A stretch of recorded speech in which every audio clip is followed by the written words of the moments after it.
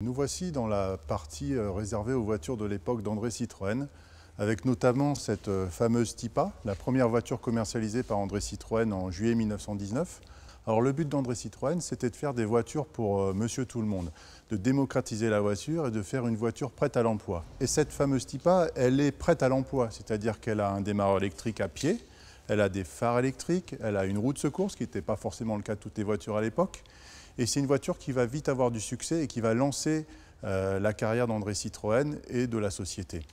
André Citroën, toujours à la pointe du progrès, lance fin 1924 la fameuse B10, la première voiture tout en acier en Europe. C'est-à-dire que la voiture est construite tout en acier, il n'y a plus de bois comme auparavant, et la voiture est donc plus robuste et aussi plus facile à fabriquer.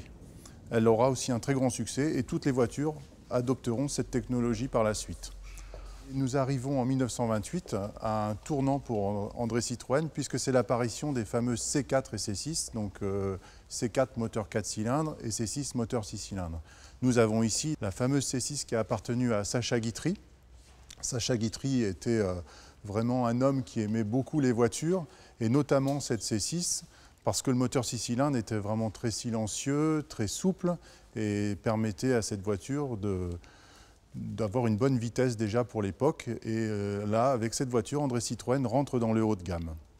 Puis en 1932 arrive la Rosalie, avec un design qui change un petit peu, et puis le logo du fameux moteur flottant. Le moteur flottant, c'est un moteur qui est monté sur cylindre bloc qui permet aux conducteurs et à ses occupants d'avoir une voiture beaucoup plus silencieuse et confortable.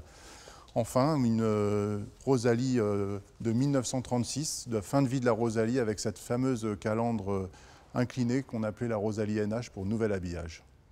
En 1934, André Citroën va lancer la traction avant, une voiture beaucoup plus moderne, très innovante, avec ce châssis monocoque tout acier, la technologie de traction avant pour la transmission vers les roues avant, et puis l'arrivée des freins hydrauliques.